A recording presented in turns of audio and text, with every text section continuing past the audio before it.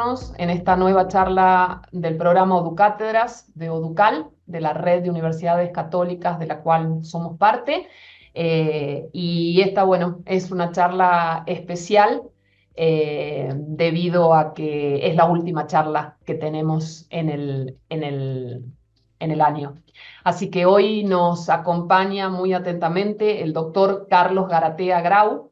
Carlos Garatea Grau es rector de la Pontificia Universidad Católica del Perú y profesor principal del Departamento de Humanidades. Es doctor en Filología Románica por la Universidad de Múnich, Alemania, y magíster en Lingüística Hispánica por el Colegio de México. Ha sido becario del DAD, Servicio Alemán de Intercambio Académico, y de la Organización de Estados Americanos, OEA. Fue director de la Dirección Académica de Planeamiento y Evaluación de la Pontificia Universidad Católica de Perú. Además, ejerció el cargo de jefe de Departamento de Humanidades y decano de los Estudios Generales de Letras. El doctor Garatea es actual presidente del Centro Interuniversitario de Desarrollo, CINDA, con sede en Santiago de Chile. Es vicepresidente del Grupo de Universidades Iberoamericanas La Rábida, con sede en Sevilla, España, presidente de la Red Peruana de Universidades, expresidente de la Asamblea General de Rectores de las Universidades del Consorcio, Universidad Peruana Cayetano Heredia, Universidad de Lima, Universidad del Pacífico y Pontificia Universidad Católica del Perú.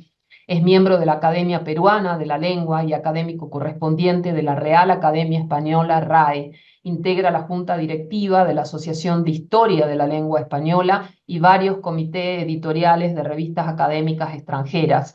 Fue secretario general de la Asociación de Lingüística y Filología de América Latina, ALFAL, durante 8 años.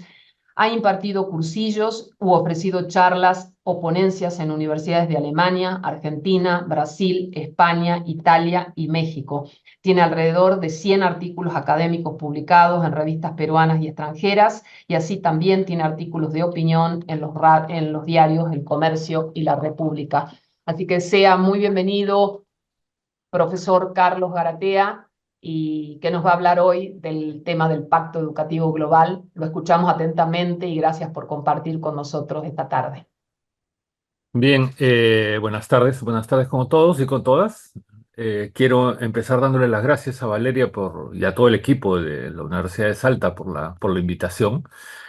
Siempre compartir un espacio de diálogo y de intercambio de opiniones en torno a temas que están vinculados con el desarrollo de la educación en las universidades católicas y el desarrollo de la educación en general siempre es un motivo de entusiasmo y de ganas de conversar y de encontrarnos, y más aún si nos encontramos los latinoamericanos y creamos un espacio para poder discutir y reflexionar un poco sobre este tema que es tan importante. Como le comenté a Valeria, no voy a usar ninguna diapositiva, ningún PowerPoint. Voy a confiar en mi capacidad histriónica. Si hubiera sido presencial, que espero que sea la próxima, voy a poder, van a darse cuenta que uno tiene ciertos malabares y las cosas salen bastante bien. Pero lo que sí quiero es anticiparles que en esta presentación es una presentación que va a tener tres partes que están bastante bien delimitadas. Al principio voy a situar un poco la idea del Pacto Educativo Global, cuál es la importancia que tiene hoy día y que tuvo no solamente en el año 19, cuando se hace el llamado del Papa Francisco para pensar sobre la educación.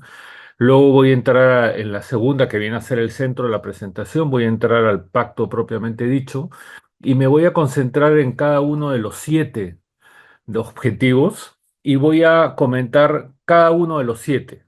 Número 1, tal cosa, número 2, tal cosa.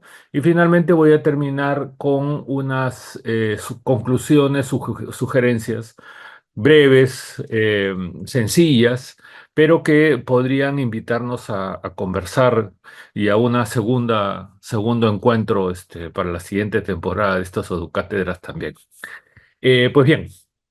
Fíjense, para situar un poco el pacto educativo global, una figura que he usado yo en otros contextos es el tercer capítulo de Cien años de soledad.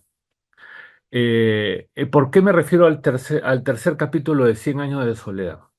Porque en el tercer capítulo de Cien años de soledad, ustedes se acordarán que la familia Buendía es en realidad el personaje, la saga de los Buendía es la que puebla los 100 años de soledad. Pero el tercer capítulo hay una escena que es bastante elocuente de lo que voy a contar después.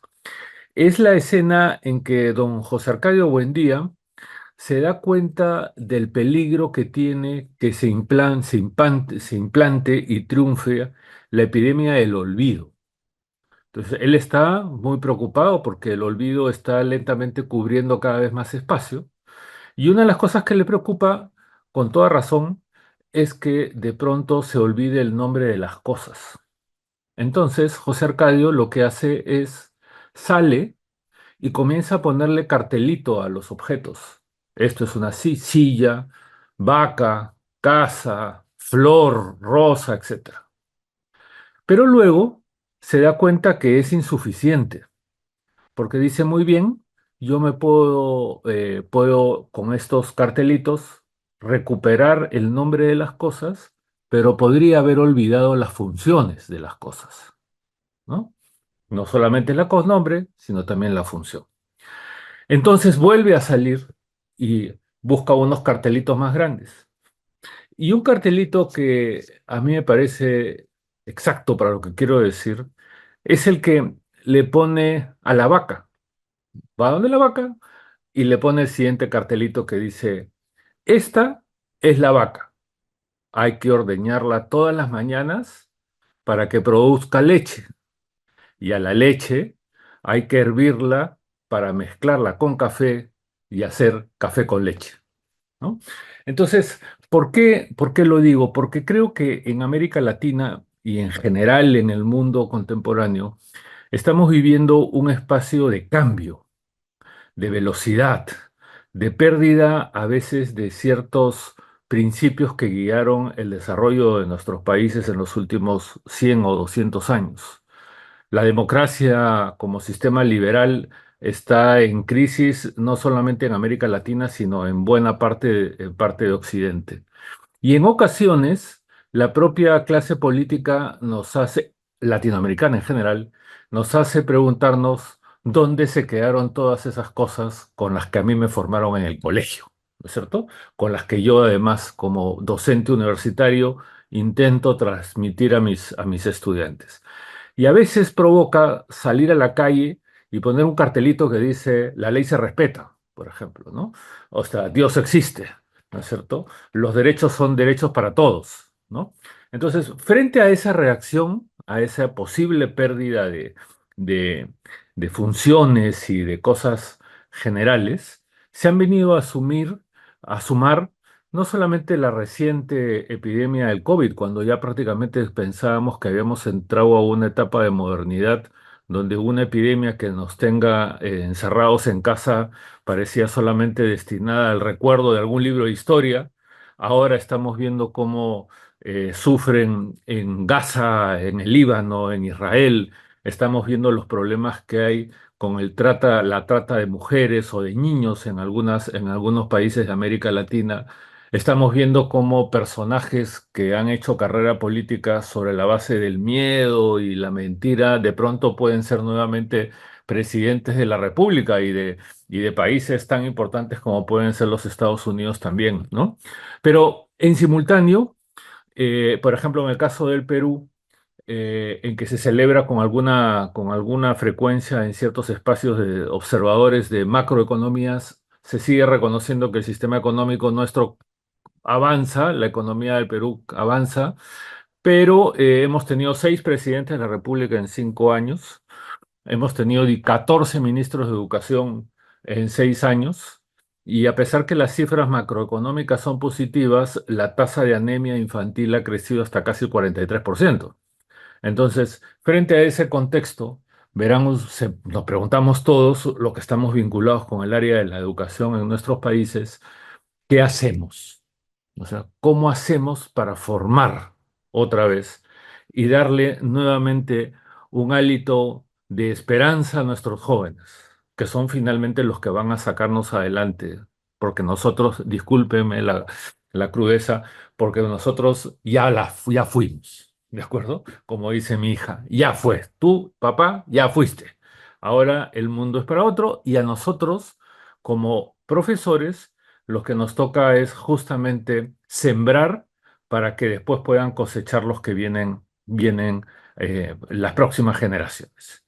Ante esa pregunta y en este contexto de cambio, donde Arcadio Buendía parece un personaje necesario en muchos países de América Latina, el año 2016, el año 2019, incluso antes que empiece el COVID, el Papa Francisco hizo un llamado para que nos pongamos de acuerdo, una invitación a ponernos de acuerdo. Pero que más que una invitación a que nos pongamos de acuerdo, es una invitación al diálogo, una invitación para que las universidades católicas o los universitarios en general o las clases dirigentes en general nos pongamos a pensar en torno a cuál es el futuro al que queremos llegar, cuál es el futuro que queremos construir y cómo vamos a hacer para formar a nuestros estudiantes de cara a esos objetivos finales.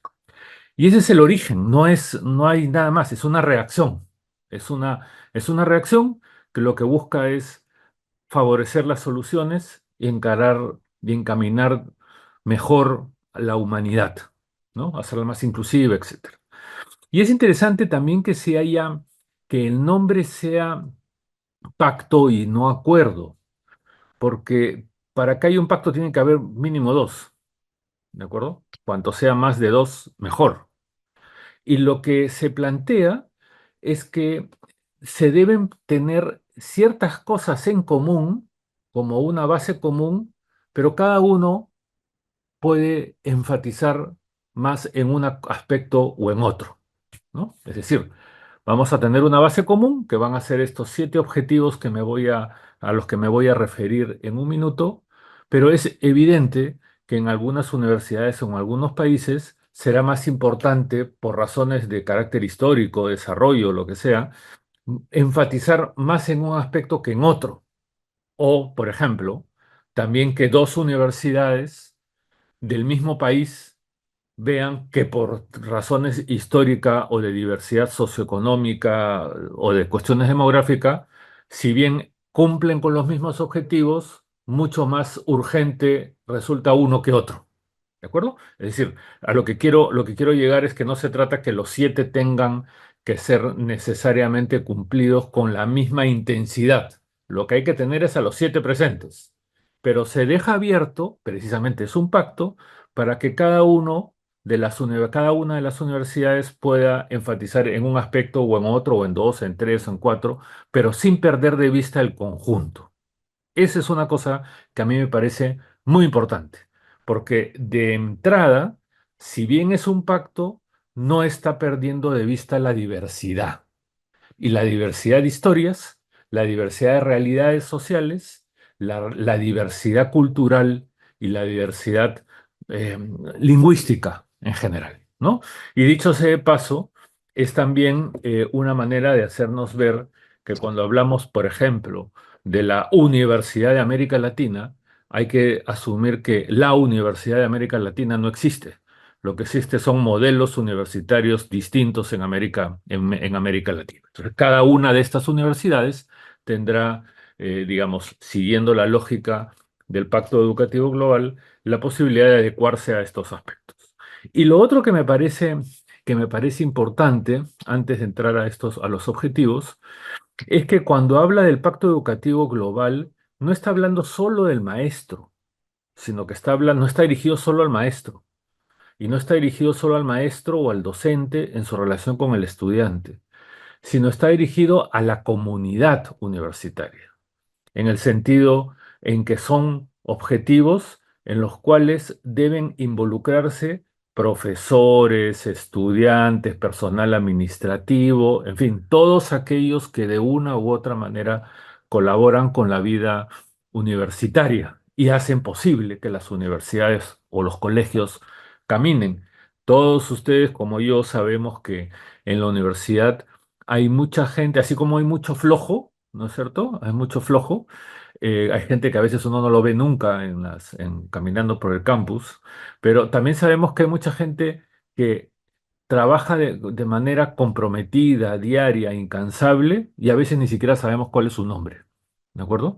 Y a veces forman parte de las administraciones de la universidad y son los que hacen posible que la universidad camine, y a veces no sabemos cómo se llama. Entonces, este pacto, estos principios incluyen a todos, ¿no? Y lo otro que quiero comentar, y prometo que ahora sí es para pasar a los objetivos, es que a lo largo del pacto y a lo largo de algunas otras cartas y declaraciones que ha hecho el Papa Francisco, es el reforzar la idea de que la educación es siempre un proceso, ¿de acuerdo? No es un fin en sí, o sea, es un proceso.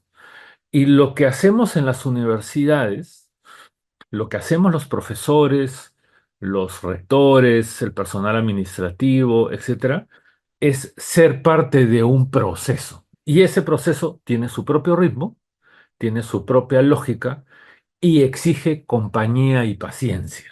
¿De acuerdo? Exige compañía y paciencia. ¿Por qué lo digo?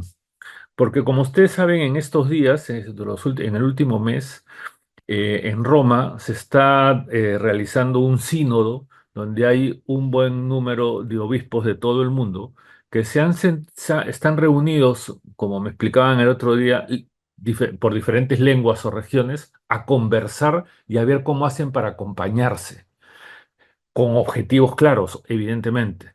Pero lo que es importante ahí es el proceso de escucha que está en el camino, que es un poco lo que está también detrás de la propia idea del Pacto Educativo Global, en que aun cuando se fijan 7 objetivos, no hay que perder de vista que para poder cumplir esos objetivos, lo que hay es un proceso previo, que hay que cumplir de acuerdo a las características de cada uno de las unidades y de las universidades que estén involucradas. Muy bien, ¿cuáles son los objetivos? Bien, y aquí voy a ir desagregando uno por uno y comentándolos con el mayor calma y detalle posible. En unos me voy a detener más que en otros, por razones que ustedes van a entender. El primer objetivo es poner a la persona en el centro. ¿Sí? Em, Esto parece un objetivo bastante obvio, pero no lo es tanto. Poner a la persona en el centro supone un, cómo decirlo? Supone establecer un propósito que estructura toda la universidad o todos los colegios. Es decir, poner a la persona en el centro implica reconocer que estamos trabajando con seres humanos. Y poner a la persona en el centro y decir que estamos trabajando con seres humanos, supone evidentemente reconocer la diversidad y la complejidad que tenemos todas las personas. O sea, no es solamente cerebro o mente, sino es también inseguridades, sentimientos, sensaciones, prejuicios, cultura.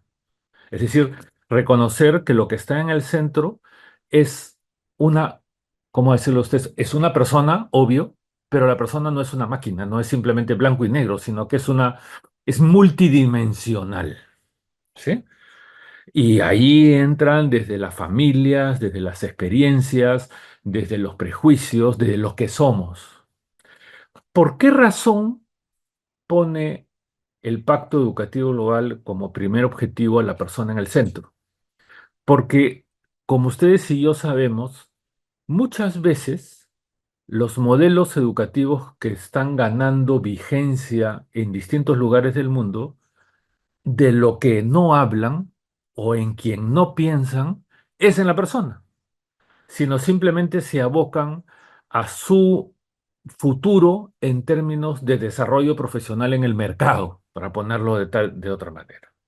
Y dejan de lado la importancia que tiene la formación integral, por ejemplo, en las cuales todas las universidades coincidimos, todas las universidades decimos que formamos integralmente a los estudiantes, pero no obstante las declaraciones es algo que no se hace, ¿de acuerdo?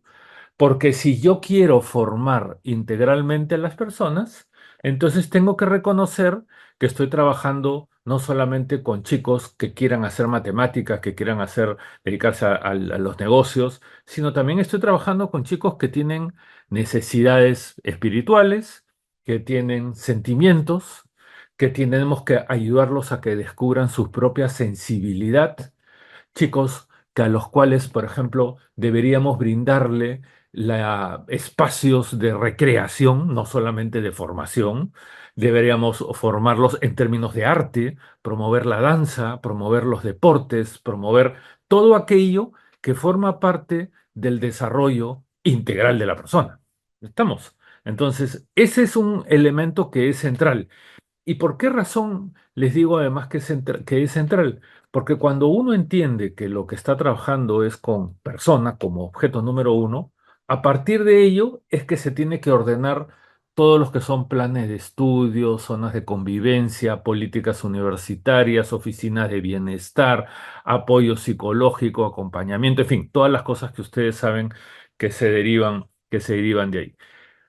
eh, Derivaciones que no suceden en aquellas universidades que están guiadas con fines de lucro o aquellas universidades en donde la oferta educativa muchas veces está restringida con el ánimo de conseguir una rentabilidad y no tanto de formar ciudadanos o formar personas de bien, que es un poco el espíritu que está detrás del pacto educativo. ¿De acuerdo? Entonces, el primero es poner a la persona en el centro.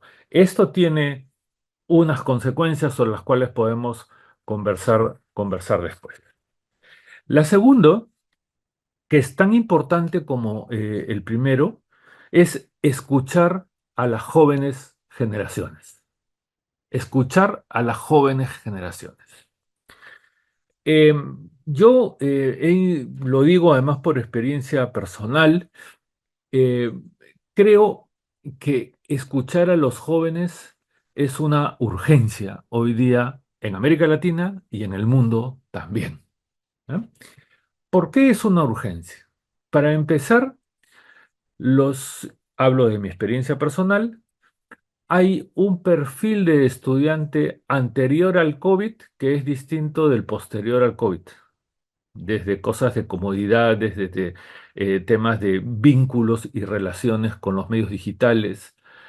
Hay un perfil del profesor anterior al COVID, donde todo era presencial y en donde cuando se pensaba en que las clases se iban a hacer a distancia, pues lo que hacía era una huelga, ¿no? Inmediatamente, y ahora más bien lo que es a la inversa, hace la huelga cuando quieren, cuando queremos que vayan a tener más clases presenciales, ¿no? Hay una manera de enseñar distinta. ¿Ya?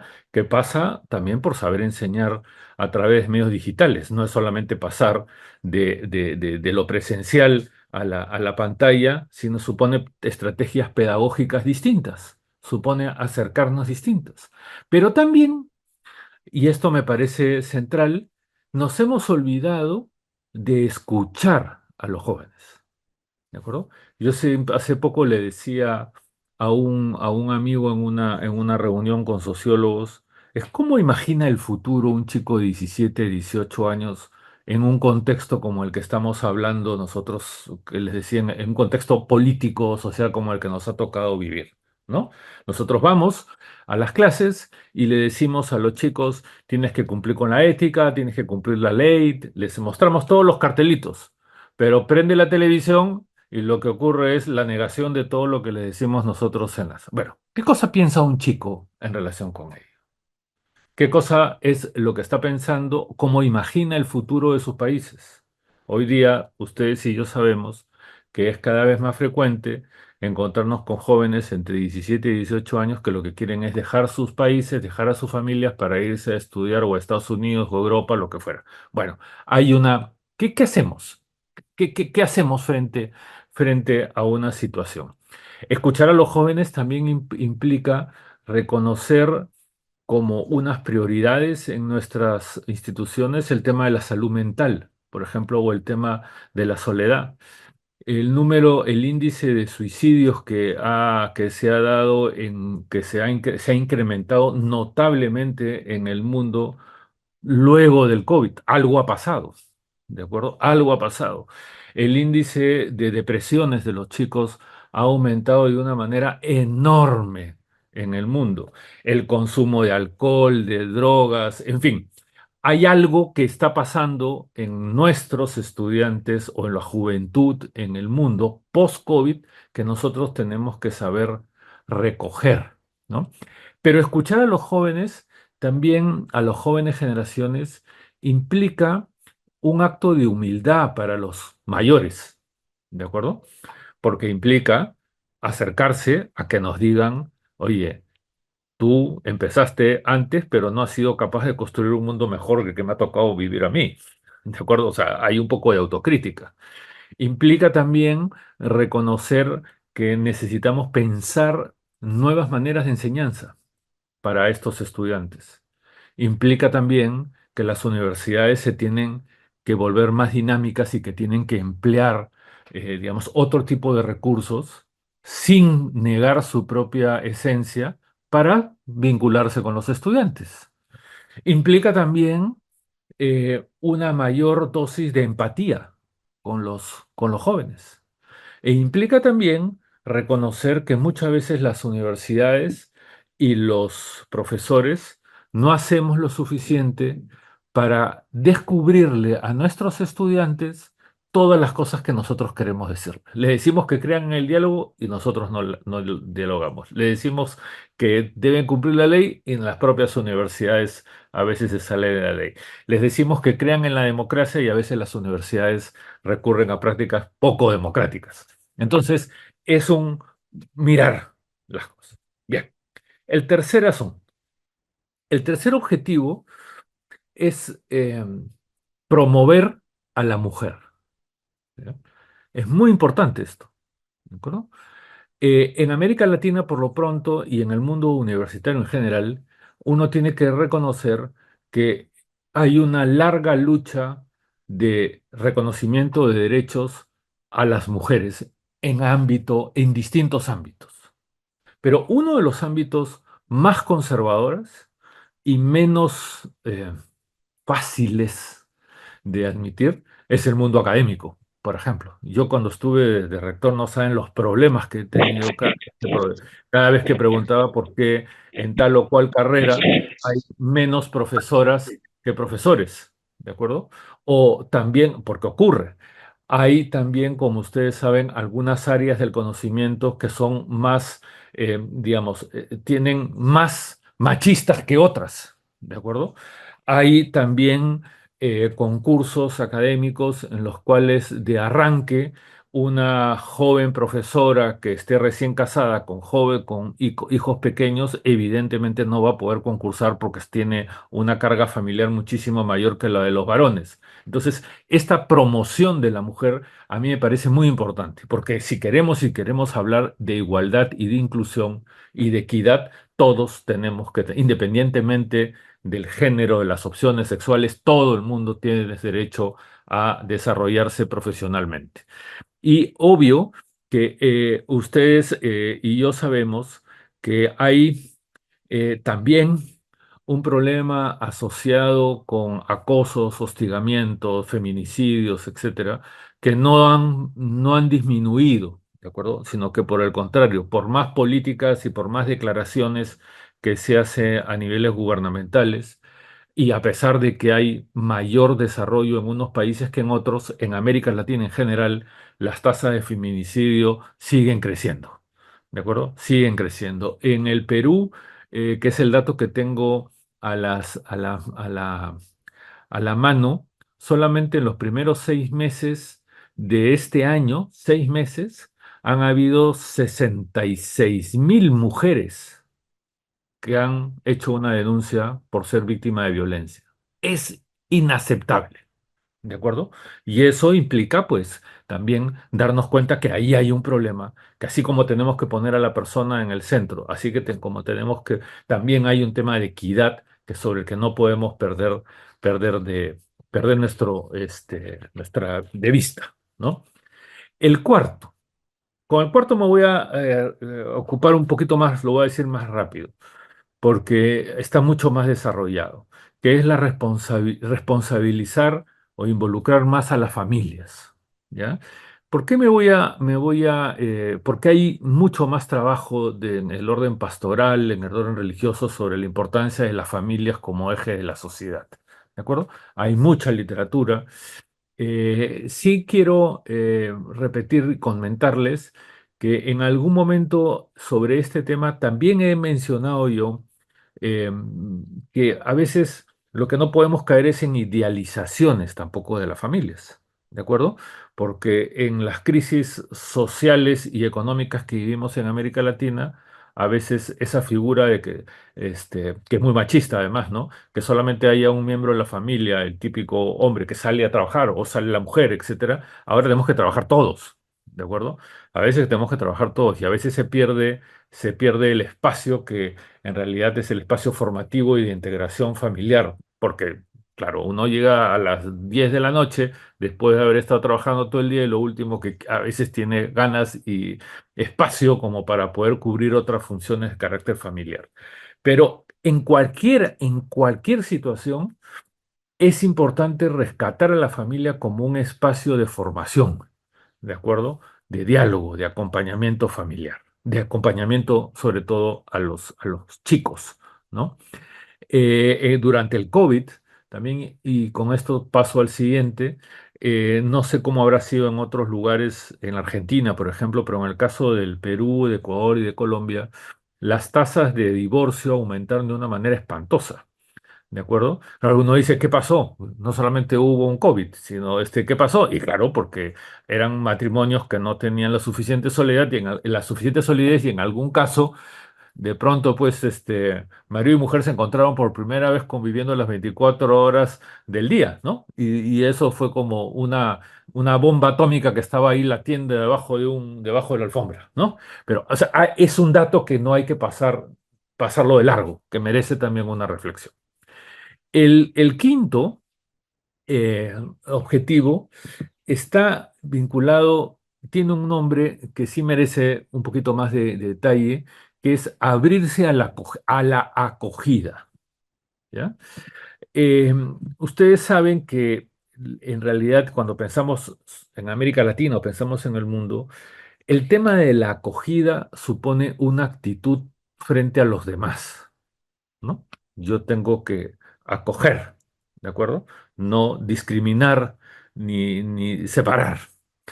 Y la idea es que seamos todos conscientes de las diferencias que hay a unos y otros y de la importancia de reconocerle a los demás sus derechos y sus obligaciones. Es decir, no cerrar la puerta, ¿de acuerdo? Sino formar.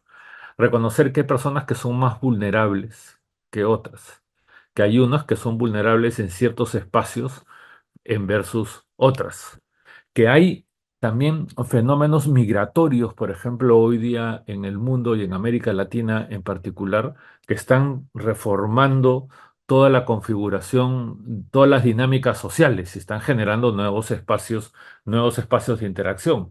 Lo que está ocurriendo con los venezolanos que han salido de Venezuela en los últimos 7 años es una cosa impresionante. Es decir, en el Perú tenemos más de 3 millones de venezolanos que han cambiado el panorama. En Colombia está ocurriendo lo mismo. En Chile está pasando un fenómeno parecido. Y esto está generando nuevas maneras de interacción. Bueno, ¿cómo vamos a procesar esto? ¿De acuerdo? ¿Cómo lo vamos a ver? Pero también hay fenómenos migratorios en el interior de los países. ¿De acuerdo? No necesariamente, porque las migraciones no comienzan con Venezuela, pues, ¿no es cierto? No comienzan con Maduro ni con Chávez, comienzan de antes. En la Argentina hay una cantidad de peruanos enorme, ¿de acuerdo? En Chile también, ¿no?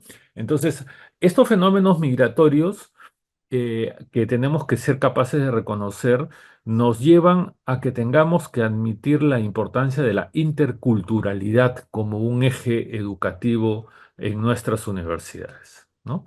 La interculturalidad tiene que ver con una escucha, pero también tiene que ver con un reconocimiento de las diferencias y con un valor de la cultura. La interculturalidad, además, no supone necesariamente que sea de un país a otro, ¿de acuerdo? Sino que pueden ser incluso dentro de las mismas áreas, ¿no? Les pongo el ejemplo de cuando hablamos nosotros de región andina, ¿de qué estamos hablando? ¿No es cierto? O sea, da la impresión que fueran 4 o 5 países en que solamente fueran andinos, pero perdón, dentro de la región andina hay también países que son amazónicos, o sea, son andinos y también son amazónicos, y también resulta que son andinos, son amazónicos, pero también son costeños. Entonces, y cada una de las regiones tiene sus propias tradiciones, tienen sus propias culturas. Solo como dato así dicho rápidamente, eh, Colombia, que forma parte es un país amazónico, ciertamente. Colombia tiene una porción amazónica altísima, como tiene el Perú, exactamente. Y además de ser un país amazónico, Colombia también es un país multicultural y es multilingüístico. En Colombia se hablan alrededor de 70 lenguas distintas. Una de ellas es el español, puede ser mayoritario, lo podemos discutir. Pero eso hay una exigencia, o sea, si en realidad lo que estamos buscando es crear una conciencia de comunidad, las diferencias culturales y las diferencias lingüísticas son importantes de considerar. Y el Pacto Educativo Global, cuando habla de abrirse a la acogida, hablando sobre todo de este reconocimiento a la interculturalidad. ¿Sí? El sexto eh, dice que es necesario renovar la economía y la política, ¿no? Tiene un orden distinto, ¿no? Tiene un alcance distinto para las universidades o para los colegios. Pero es importante porque en el fondo lo que hace es hacernos un llamado de atención en relación con los modelos de desarrollo en los cuales a veces nos embarcamos, ¿no? Esta oposición que hay entre desarrollo humano versus desarrollo económico a veces. ¿No es cierto? Les acabo a veces todas las baterías de nuestros políticos y de muchas personas se concentran en que para ser feliz hay que desarrollarse económicamente, ¿no? O sea, hay que crecer, tiene que haber un dígito. Y es verdad, ¿ya? Pero nos estamos olvidando de cosas asociadas con educación, con salud, ¿de acuerdo? Con transporte, con vivienda, de acuerdo con alimentación. Les decía hace un instante, a nosotros en el Perú, en algunos foros internacionales nos citan como ejemplo de un modelo de desarrollo económico que ha logrado sobrevivir a una serie de problemas políticos y sociales. Claro, seguimos creciendo, pero al mismo tiempo, como les decía, la tasa de anemia sigue incrementándose, la inseguridad sigue incrementándose, ¿no? O lo que sucede en México en relación con los problemas de orden político en los que han vivido, y que no necesariamente ha significado un detenimiento de lo que es el desarrollo económico de México. Entonces, hay problemas. En la Argentina lo están viviendo ustedes también con bastante claridad. Hay una discusión de cuál es el desarrollo que nuestros países merecen y cuál es el lugar que en ese desarrollo tiene la persona, el desarrollo humano, la felicidad, la integración, la cultura, el arte, etcétera. O sea, esa oposición entre renovar la economía y la política es parte de lo que está en el desarrollo, perdón, en este pacto educativo global, que tiene que ver más con un orden externo a lo que pueden ser nuestras instituciones de educación, pero sin embargo, lo que nos toca a nosotros es formar a los estudiantes para que no se dejen llevar solo por el tren de desarrollo economicista, sino también reconozcan la importancia que tiene central, que tiene el desarrollo de las personas de una manera integral, ¿no? La formación para la democracia, la importancia de formar a los chicos en ética y formarlos en valores democráticos, y generar una pedagogía democrática, cae en este aspecto, ¿no? Y el último está vinculado con la casa común. Es un llamado a cuidar la casa común, ¿no? Ustedes saben que cuando estamos hablando de la casa común, estamos hablando en realidad del medio ambiente o del espacio, ¿no? Del espacio. No solamente es la Amazonía, es también los pajaritos que aparecieron o las mariposas que aparecieron cuando estuvimos en el COVID y que después salimos del COVID de las casas y ya volvimos otra vez a los niveles de contaminación, de basura, de daños del uso del plástico, la contaminación de los mares, de los ríos, el calentamiento global, etcétera. Y es que en realidad cuando se enfatiza el tema del cuidado de la casa común, también se está vinculando, y es interesante que lo hayan puesto en el último lugar, porque no hay desarrollo, no hay cuidado de la casa común si no hay preocupación por la persona. ¿De acuerdo? O sea, porque el dañado es la persona, ¿de acuerdo? Y evidentemente, y no voy a cuidar el espacio común si es que no reconozco que hay un otro, que el otro también tiene derecho, ¿de acuerdo? Que hay vulnerables, ¿de acuerdo? Porque finalmente ustedes y yo sabemos que las personas más vulnerables son las que más padecen, digamos, los daños que se les da al medio ambiente, ¿de acuerdo? Y están ocurriendo cosas que nos deben llamar la atención. Nosotros hemos tenido por primera vez hace 2 meses unos incendios en la zona del altiplano bajo que no habíamos tenido nunca, ¿de acuerdo? Nunca había ocurrido. Y claro, uno dice, bueno, ¿qué pasó? ¿Qué pasó? Que el medio ambiente ha cambiado. Entonces, esas son cosas que hay que reconocer. Mis colegas de la Universidad de Concepción están justamente estudiando, por ejemplo, cuáles son los efectos que hay entre el calentamiento del mar y la pesca, porque me explicaban que, claro, los peces ahora como la superficie está más caliente, se están yendo más abajo. Entonces les cuesta, no es que hayan desaparecido, sino que simplemente no los encuentran, digamos, no están ahí, ¿no? Entonces, este tema de la casa común, eh, de la persona y de que el desarrollo no tiene por qué implicar la destrucción del planeta, ¿no? Si queremos en realidad tener una casa común, asumamos que el planeta hay que cuidarlo y que lo que estamos haciendo con los causantes del destrozo y del desastre planetario somos nosotros mismos, ¿de acuerdo? Y ahí somos todos conscientes que es en esta parte del mundo, como ocurre en el África, donde somos los continentes más poblados, más pobres, y somos los que más estamos padeciendo también el deterioro del medio ambiente. Bien, estos son los 7 objetivos. Cada uno daría para un seminario, para las próximas webinar. Ahí ya tienen tema para los próximos 7, ya está, ¿de acuerdo? O sea, de sobra, ¿ya? Cada uno merecería una discusión acerca de cómo lo vivimos y cómo lo podemos implementar en los países de América Latina y dentro de nuestros países entre universidades que están ubicadas en regiones distintas, entre universidades que son públicas versus universidades que son privadas, entre universidades que son privadas católicas y universidades que son privadas no católicas. Entonces, ¿qué está ocurriendo con el desarrollo de la formación universitaria y escolar a partir de estos siete puntos? Yo me voy a permitir simplemente poner o invitarlos a discutir sobre algunas cositas, porque lo que viene es muy bien, ahí está el documento, y ahora qué sigue, ¿no? Y ahora hay tareas. Y yo creo que hay por lo menos 4 tareas en lo inmediato que deberíamos ponernos a trabajar, que cruzan, a mi juicio, estos 7 objetivos. Lo primero es que hay que reconocer el problema, ¿de acuerdo?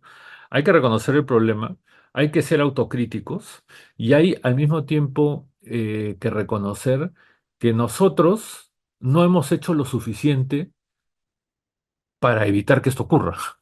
¿De acuerdo? O sea, ahí tenemos no es que estoy tratando de autoflagelarme, pero hay algo de responsabilidad en este asunto. Y la manera en que deberíamos, en esta autocrítica, de pensar es en órdenes también pedagógicos. Es decir, para formar a un chico en democracia, ¿cuál es la pedagogía de la democracia, de la formación de valores? Por ejemplo, ¿cómo se forma a un chico hoy día?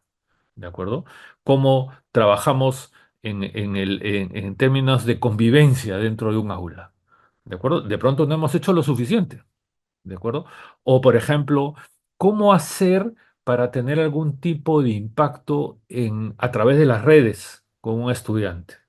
¿De acuerdo? O sea, ahí hay un reto que reconocer el problema y hay que pensarlo pedagógicamente. El segundo, eh, cae por su propio peso, creo que es importante darle un lugar preferente a cultivar la sensibilidad y la cultura de los chicos, de los estudiantes.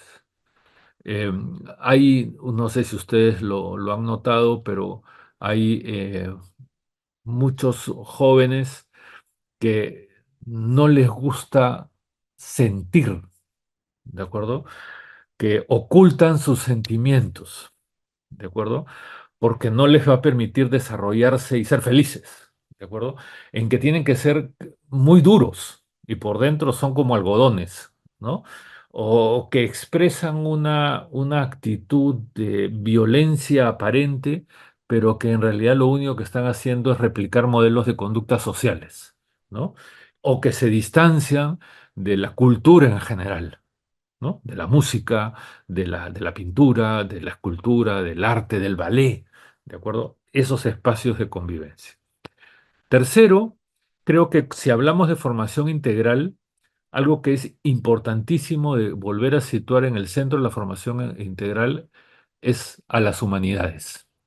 Las humanidades, y no es porque yo venga del área de las humanidades, pero el tema del espacio crítico, del espacio de reflexión, del espacio de dialógico, de juicio, de tomar posición frente a un texto, etcétera, es propio de las humanidades, digamos. Es normal dentro de las humanidades. Y creo que las humanidades, como las artes, en un modelo de desarrollo economicista, han sido como arrinconadas porque no son rentables, ¿de acuerdo? Y si ven en América Latina y en el mundo, o las facultades o los programas de humanidades o se han cerrado o cada vez tienen menos estudiantes, ¿de acuerdo? Y normalmente los gobiernos tienden a invertir menos en cosas vinculadas con las humanidades en términos generales. Creo que habría que hacer una campaña para hablar de formación integral y recuperar el valor que tiene pedagógico para formar estudiantes y para formar a personas y ciudadanos que tienen las humanidades, que tienen las artes.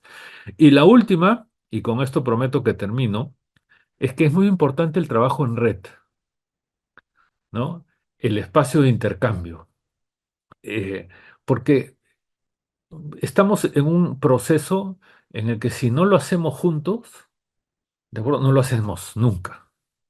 En que si uno cree que va a ser como San Jorge, que va a sacar su espada y pelear contra los dragones solito, el dragón se los va a comer a uno.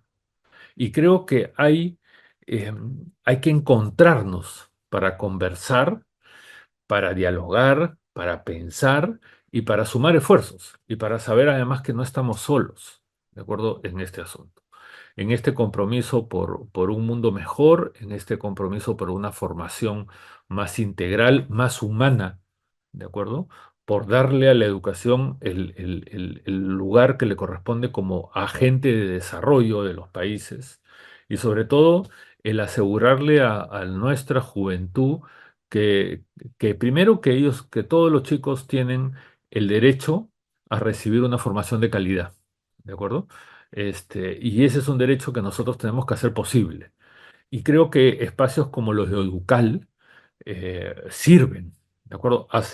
Hoy día están en Bogotá hablando sobre responsabilidad, sobre la región andina, ¿de acuerdo? Hace 15 días hemos estado en Bogotá viendo también cosas vinculadas con el Pacto Educativo Global. Y Educal es una red, justamente, que no por el hecho de ser solo de universidades católicas, sino sobre todo porque tenemos que compartir estos principios como elementos que nos van a permitir articular a nuestras universidades y trabajar juntos para hacer un mundo mejor. ¿De acuerdo? Lo peor que podríamos hacer nosotros es mirar a un costado y hacer como si no pasara nada. La crisis está ahí y frente a las demandas no podemos ser neutrales. Tenemos que actuar. ¿Ok? Esto es. Muy bien, creo que estoy dentro de los 45 minutos, Valeria. Y listo, encantado de conversar con ustedes si les provoca.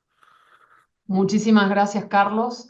No, por tu tiempo y por compartirnos, más allá de contarnos sobre el pacto global, que uno puede ir y leer los 7 puntos y demás, sino lo más valioso que yo le veo a toda tu exposición son todas las reflexiones que has ido haciendo referidas a cada uno de los puntos, porque gracias. creo que a partir de eso es cuando uno va pensando en la amplitud y el alcance que tiene todo, ¿no? Yo me preguntaba personalmente, porque si bien es un mensaje el del Pacto Educativo Global, ¿no? Del Papa, que es el representante de la Iglesia Católica, si se quiere, y que de alguna manera eso uno lo podría ver más circunscripto a un determinado sector. Sin embargo, lo que me pregunto es si este mensaje, que me parece tan plenamente humano, no pertenece a una religión en particular. El mensaje que está dando aquí a través de todos los conceptos que vos fuiste poniendo de relieve a partir del momento en que decís que la educación es un proceso, ¿no?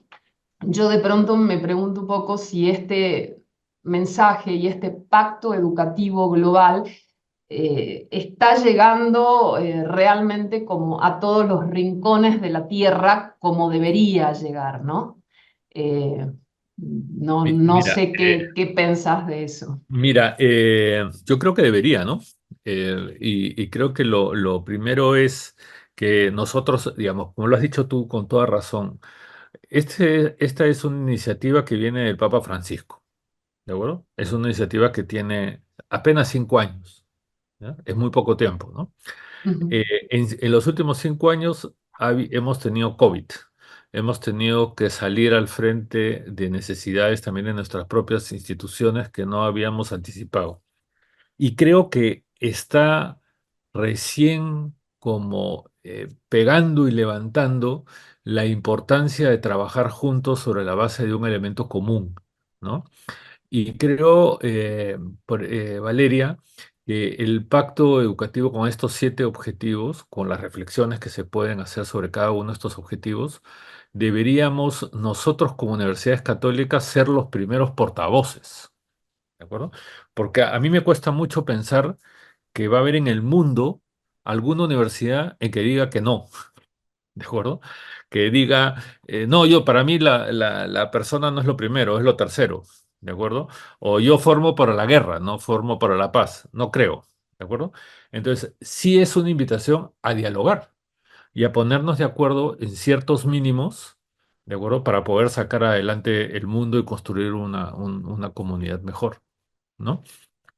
O sea, y mira, y pensando en América Latina, em, lo que ocurre en Centroamérica, lo que está pasando en Nicaragua con las universidades católicas, lo que está pasando también en Venezuela, de acuerdo, que como ustedes saben, además ya están en Navidad, ¿no? Están en pleno proceso de Navidad. Entonces, todas las cosas que están pasando, o lo que está pasando también en Bolivia, ¿de acuerdo? O lo que pasa en el norte del Perú, en la frontera con Colombia, donde además está llena, hay problemas de narcotráfico, etcétera. Entonces, hay que juntarnos, ¿de acuerdo? Y conversar y reconocer que América Latina y las universidades católicas también somos diversos y estamos en sociedades diversas y tenemos exigencias diversas y nuestros estudiantes pueden tener la misma edad pero son muy distintos. Entonces, ¿cómo reaccionamos como universidades católicas ante los desafíos que pone hoy día, nos pone en una clase nuestros jóvenes que tienen 17 y 18 años? ¿Cómo estamos haciendo? ¿No? Y creo que ese sería un tema muy lindo para conversar y sería un tema muy, muy enriquecedor cuando de pronto nos juntamos entre Argentina, Perú, Chile, no sé, pues Bolivia, a discutir estas cosas y a conversar estas cosas, ¿no? Creo que eso es un primer avance, ¿no? sí, seguro que sí. Yo pregunto entre los asistentes si hay alguien que quiera hacer alguna pregunta o algún comentario. Ahí estoy. Andrea. Andrea, te cedo la palabra.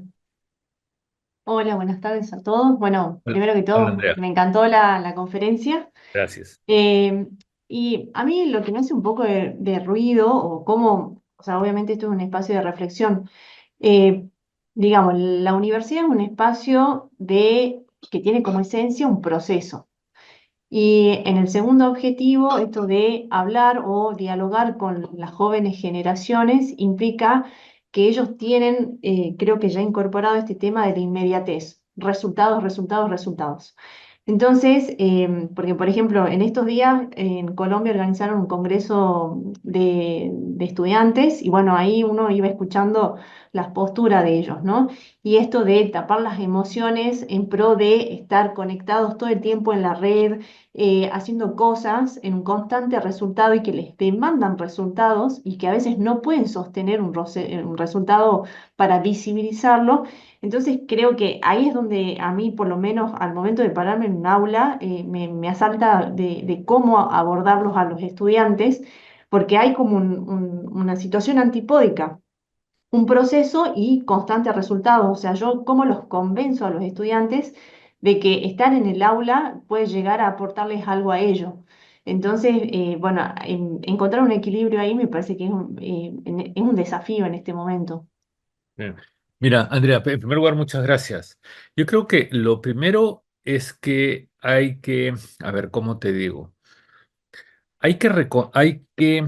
No hay que esperar de un joven lo que el joven no conoce, ¿de acuerdo? Entonces, claro, o lo que el chico no ha recibido nunca, ¿de acuerdo? ¿Qué es lo que pasa, por ejemplo, con todo el tema de investigación, todo el tema de formación intelectual? Claro, los colegios los forman justamente en un mundo de inmediatez. Entra a Wikipedia y bájate Wikipedia y con eso haces tu investigación, ¿no es cierto? Y igual nadie te dice nada. Este, si te quieres copiar de un libro que encuentras por ahí, pues lo haces y finalmente los profesores no leen nada y de pronto el chico termina su trabajo como siendo un trabajo ejemplar, ¿no? Entonces después llegan y nosotros nos decimos, ¿y quién? ¿Por qué no reconocen los derechos de propiedad? ¿No se dan cuenta? Bueno, es que no podemos esperar de los chicos algo que ellos no han vivido, ¿de acuerdo? O que no han recibido en casa, o que no han recibido de los colegios. ¿Eh? Ya.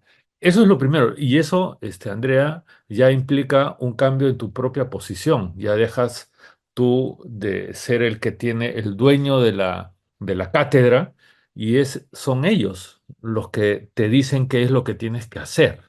¿Estamos? O sea, ¿dónde están sus necesidades? Un chico hoy día, acá ha habido hace poco una discusión en la que se querían prohibir el uso de celulares, por ejemplo, en las clases o el uso, ya, sí, bueno, pero ¿para qué? ¿Qué vas a ganar con eso? ¿No es cierto? ¿Qué vas a ganar? No vas a ganar nada. Es verdad. ¿Ya? El asunto es que como profesores tenemos que enseñarle a los estudiantes que hay otras cosas alternativas. Enseñarles cosas que hace 15 años se daban por sentada y que ahora no trae un joven cuando entra a la universidad. ¿Ya? Espacio de conversación, por ejemplo. El espacio de conversación supone paciencia, capacidad de escucha, ¿de acuerdo? Y supone cambio de turno, ¿no? Para poder conversar yo contigo. Ya. Eso no lo enseñábamos, no lo aprendimos nosotros en el colegio. No era clase de conversación uno, clase de conversación 2, ¿no es cierto? No, eso no había. Lo aprendía uno en la casa, lo aprendía uno en la familia, lo aprendía uno en el colegio. Eso ha desaparecido, ¿de acuerdo? Eso desapareció. ¿Cómo hacemos para recuperar ese espacio? Entonces, sí creo que por eso, Andrea, no hay una receta, pero sí hay una responsabilidad como profesores de descubrirle al estudiante que existen otras maneras de desarrollo personal que están más allá de los que a veces nos dicen, se dice en la vida pública, los políticos, los empresarios, ¿no? Te pongo también un ejemplo que a mis colegas a veces no les gusta mucho, pero eh, ¿cuántos, a cuántos chicos conocemos nosotros que te hayan dicho en los últimos 3 años que quieren ser docentes, ¿de acuerdo? O profesores. Nadie. O sea, todo el mundo habla de la importancia de los profesores y la importancia de la educación. Bueno, a ver, que tú vas a un colegio cualquiera y dices que levante la mano quién quiere ser profesor. Nadie. ¿ya? Entonces, hay algo en el mensaje, en la construcción de ciudadanía, que hemos descuidado también nosotros. Antes, el docente era tan importante como el sacerdote o el juez, ¿no es cierto? Ya. Ahora eso se ha recompuesto. Y nosotros, los sistemas educativos en América Latina y de pronto en el mundo, no hemos sabido adaptarnos a esos cambios, o los cambios se han producido de una manera más veloz de la que nosotros estábamos previstos. Pero ya es momento de pararnos, agarrar estos 7 objetivos y comenzar a reflexionar a ver cómo hacemos, ¿no? Genial, muchas gracias. No, gracias a ti. ¿Alguien más quiere hacer algún comentario o alguna pregunta? ¿Ahí? No. Eh, a mí me venía a la mente recién cuando hablabas a raíz de la pregunta de Andrea, Carlos, un poco dentro de esto de escuchar a las nuevas generaciones y que vos decías que equivocamos por ahí las formas, los de las generaciones más grandes, Sigmund Bauman y el tema de la modernidad líquida, ¿no? Y cómo él hablaba de la cantidad de conocimiento que hay y cómo fue cambiando el mundo tan velozmente y tan rápido y cómo todas estas nuevas generaciones tienen ese bombardeo tan grande de información a través de toda la tecnología y los progresos que ha habido, y que eso de alguna manera es imparable, decía él, contra eso no se puede ir porque son parte de los avances que vamos viviendo, pero sí hablaba de que había una responsabilidad de las generaciones más grandes, de los que crecimos y aprendimos de otra manera, que creo que es un poco lo que estabas diciendo, de Es, servir como guías con respecto al manejo de esa información, ¿no? Para que así, puedan elegir y ver qué es lo que se toma y qué es lo que no. Y así ahí es. yo creo que hay una falla. Creería que, bueno, todavía quizás estamos a tiempo de encauzar, pero no estoy segura, no sé cómo lo ves. Mira, cuando Bauman propone el tema del mundo líquido, ¿no? Todo es líquido, Bauman, ¿no? Hasta el amor es líquido, ¿cierto? O sea, todo, las relaciones, todo. Pero no me acuerdo en qué libro o en qué ensayo de Bauman, Bauman distingue que dice, nunca ha habido en el mundo tal velocidad de intercambio de información, ¿de acuerdo? Pero no toda la información es conocimiento, ¿no es cierto? La formación que nosotros de lo que deberíamos concentrarnos es en el conocimiento, ¿de acuerdo? Porque hay mucha información. Tú sabes que es más fácil creer una mentira que una verdad, ¿no es cierto? O sea, y se replica más a nivel de redes. Mira, los años que yo estuve de rector, que tenía un equipo de comunicaciones, a mí me pasaba, era impresionante la velocidad con que se difundía una mentira, un hecho falso que a todas luces era una mentira. Pero sin embargo, si tú contabas una verdad, no pasaba nada. Parecía que a nadie le importaba. No pasaba nada. De 3 o 4 personas no corría. Y creo que eso es un poco lo que hacia donde apunta Bauman. Es decir, hay que distinguir y hay que ayudar a los estudiantes a que descubran la diferencia entre informar y saber, ¿de acuerdo? Entre estar al día y saber. Mira, y simultáneamente, nunca en la historia del desarrollo científico de la humanidad, nunca el desarrollo científico de la humanidad ha estado tan avanzado ni ha evolucionado tan rápido como ha ocurrido en los 5 años, últimos 5 años. Mira lo que pasó con el chat GPT, ¿no es cierto? O sea, hace un año no existía, hace un año y medio no existía, y en marzo de este año, del año pasado, fue un boom y ahora está en todas partes. Pero simultáneamente vemos los bombardeos de Gaza, vemos a los chicos que no tienen colegio, vemos el incremento de la violencia. Entonces tú dices, hay una cosa de, hemos desarrollado mucho, pero hay una serie de males que venimos arrastrando de pronto por el hecho de ser seres humanos, ¿ya? No lo sé, ¿ya? Pero ese es un tema que me parece fascinante. Y también porque la velocidad con que se difunde la mentira hoy día es también muy impresionante. O sea, y la cantidad la seducción que producen informaciones o datos falsos en la gente es muy impresionante. Tú sabes que es mentira, igual lo tuiteas y lo mandas a otra persona, ¿no? Y las cosas crecen. Entonces, hay un tema ahí que debería replantearnos a nosotros como profesores, cómo enseñamos a los chicos a discriminar lo que es verdad de lo que es mentira y el valor del conocimiento en relación con la información, ¿no? Eh, Creo que por ahí podríamos empezar. Y eso no significa caer en actitudes autoritarias de negar el uso de las redes, porque eso no lo vas a poder hacer, pues, ¿de acuerdo? Eso no lo vas a poder hacer, ¿no? Por último, Carlos, para cerrar, y tiene que ver un poco de esto con el tema del tiempo, ¿no? Yo pensaba, ¿cómo se hace en un mundo tan vertiginoso como en el que vivimos hoy, ¿no? Donde todo es tan rápido?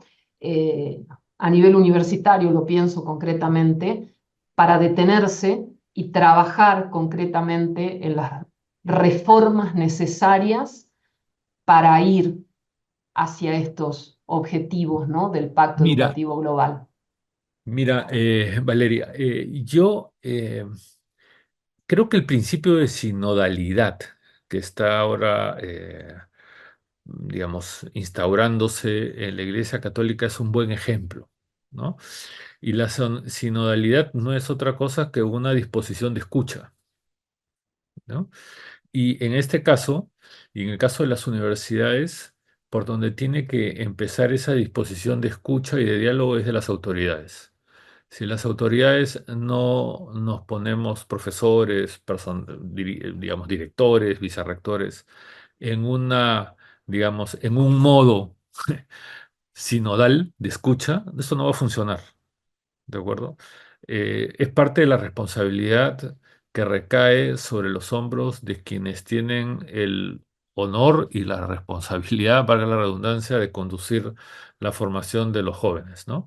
Dar el ejemplo tiene que ver con eso, ¿no? Tiene que ver también con algo que nos hemos olvidado eh, en los últimos años, es a reconocer que hay gente que hace bien las cosas. Normalmente lo que señalamos es a quienes hacen mal las cosas, al delincuente, al mentiroso, al corrupto, ¿no? El jugador de fútbol, ¿no? Al que comete una falta, a ese es el que señalamos todo y le caemos todos los... Pero alrededor nuestro hay mucha gente que hace bien las cosas. En las universidades hay mucha gente que hace bien las cosas. En un aula hay gente que hace bien las cosas. Y nos hemos olvidado de ellos. ¿De acuerdo?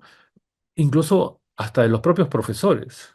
Los propios profesores, normalmente hay muchos profesores que cumplen con su responsabilidad silenciosamente y todos sabemos que lo hacen bien y nadie le dice nada, ¿de acuerdo? No hay, y lo mismo pasa con, o sea, en ámbitos sociales, hay el buen ciudadano, los buenos, esas son las cosas que tenemos, que están ahí y te aseguro que son más que los otros. Pero a esa mayoría nosotros mismos las hemos silenciado o invisibilizado, ¿no? Y te pongo una cosita chiquita que me pasó la semana pasada en Santo Domingo. Y es para que veas, estamos en un grupo de trabajo, todos rectores, y todos los rectores caímos en una especie de autoflagelamiento. ¿Ya? De que no cumplíamos. Ya era un tema depresivo, o sea, ya íbamos a salir a buscar un psiquiatra para que nos levante la... Y hubo una profesora que estaba ahí y dijo, oigan, pero ustedes están cometiendo el error que justamente fuera de esta reunión dicen que no hay que hacer, porque todas las universidades hemos hecho también mucho esfuerzo y hacemos mucho esfuerzo diariamente para poder echar las cosas hacia adelante. El que tengas la Universidad de Salta conduzca este espacio de conversación. Esa es una cosa que tiene que ver con innovación, el que hayan reformas de planes de estudios que pasen por acreditaciones, que se invierta en investigación. Esas cosas bonitas no se celebran con el mismo entusiasmo que se celebran las cosas malas. ¿de acuerdo? Entonces hay que como darle la vuelta a las cosas, ¿no? Estamos mal, podemos estar peor, también es verdad, pero no podemos perder la esperanza. Y la esperanza parte sobre los buenos ejemplos que tenemos también alrededor, ¿de acuerdo? O sea, hay muchas cosas malas, pero no todo está mal, ¿no? Bien. Cierto. Andrea, no sé si querías decir algo más. No, solamente que un poco esto del rush en el cual nos lleva el entorno mismo, esto de para poder valorar necesitamos tiempo, un poco del ocio también, ¿no? No sé, a los docentes les piden un montón de cosas, entonces tampoco tenemos la posibilidad de sentarnos a analizar ciertas cosas, a sentarlo a los estudiantes para que piensen ciertas cosas. En la misma universidad, toda la estructura todo el tiempo está como pensando, ¿y qué más vamos a hacer? ¿Y qué más vamos a hacer? Y ni siquiera estamos festejando el logro de hoy, por ejemplo. Entonces, Exacto. creo que el tema del multitasking, esto de no tener tiempo para reflexión, creo que nos lleva puesto a todos. Así Y es. si no hay tiempo para reconocer, difícilmente pues, reconozcamos lo que estamos haciendo, ni que los docentes que están haciendo las cosas bien los veamos. O sea, literalmente comparto esa postura de que creo que hay muchos docentes y muchas personas que son invisibles, pero Así no es. porque no lo hagan, sino porque no se los reconoce No literalmente. se lo recuerdo. Así es. No sé, uno trata de ponerse al día con una serie de cuestiones y llevarlas al aula, pero y creo que los estudiantes tampoco lo pueden valorar porque de afuera también están pidiendo muchas cosas, resultados literal, entonces es como que la misma cultura y el entorno nos encorseta en ese rush y no detenernos, porque si nos detenemos a pensar, no podemos sentir, implica una serie de cuestiones que no hay tiempo. Eso Incluso es. uno de los estudiantes hoy día hablaba de que la palabra escuela viene del griego, que era ocio, y el ocio permite la reflexión. Entonces, a mí me resultó interesante porque en la escuela es para reflexionar, no para que Exactamente. hagamos y tampoco veamos qué estamos haciendo. O sea, si yo introduzco una directriz en el chat GPT, estoy haciendo, pero no sé qué estoy haciendo, esto del Así es. contenido, aprender en serio o el conocimiento. Mira, el año pasado, voy a poner como un ejemplo local, ¿no? Pero el año pasado nosotros tuvimos que replantear nuestro plan estratégico institucional de cara a una reacreditación. Entonces, el jefe de la oficina de planeamiento un día fue y me propuso que iba a seguir una metodología nueva. Entonces yo le dije, bueno, ¿cuál es tu bibliografía? Y me dijo, no tengo bibliografía. Yo lo que quiero es involucrar al mayor número de personas en la definición del plan estratégico institucional. Y va a ser más lento, pero era la oportunidad de vincular a toda la comunidad. Y llegamos a hacer un plan, nos demoramos más, ¿ya? Mucho más. Hubo el doble de reuniones, pero participaron alrededor de 300 personas en la elaboración del plan. Participaron todos los estamentos. Entonces, al final, el documento tenía más legitimidad, ¿ya? Pero simultáneamente habían otros colegas que no participaban porque te decían que le estás quitando el tiempo, que no va a servir para nada. Bueno, es verdad, ese es el mundo que nos ha tocado, ¿no? Y creo que ahí uno, frente a ese tipo de rush, como dices tú, uno no puede ser neutral, ¿no? O si no crees, uno tiene que tomar posición y tratar sin imponer, ¿no? Sin caer en imposiciones, pero sí generando los espacios para persuadir a los demás que hay cosas que se ganan con un camino distinto que por el otro lado se están perdiendo. Y eso es paciencia, es parte del reto que tenemos todos como profesores, ¿no? Sí. Es como, yo te decía, mira, a mis colegas abogados, yo les decía que yo no quisiera ser profesor de derecho, porque debe ser terrible pararte en una clase y decirle a los estudiantes que tienen que cumplir la ley, que la Constitución se respeta, que la igualdad de la ley, qué sé yo, y además los evalúa sobre eso, pero sale de la clase y la vida real te dice lo contrario. Es más, casi casi la vida te dice que si cumples con lo que te dicen en la universidad, estás mal. Y si quieres triunfar, tienes que negar todo lo que las universidades te dicen, ¿no? Entonces, bueno, es parte de lo que nos toca, ¿no? Así es. Acá una abogada habla yo, que me encontré en la profesión un poco por eso. Y hoy por hoy estoy mucho más contenta trabajando en una oficina de internacionalización de la educación superior, me da muchas más satisfacciones de cómo funciona en verdad el derecho y la justicia. Claro, claro, claro, claro, claro, claro. Muchísimas gracias, Carlos, Gracias a ustedes. por tu tiempo, por tu pensamiento, verdaderamente. Y el año que viene me las voy a ingeniar para que estés por acá, por Argentina y por Yo Salta. encantadísimo de volver a colaborar con ustedes en cuanto quieran, en lo que yo pueda hacer, crean que podemos generar estos espacios de reflexión y de aprendizaje. Yo encantado de colaborar con ustedes o con quien quiera. Nada, muchas Así gracias. vamos a Muchas hacer. gracias por la Muchas invitación. gracias. Gracias. Bueno, hasta Muchas luego y gracias gracias. a Chao, todos. chao, chao, chao, Gracias. Chao, chao. chao.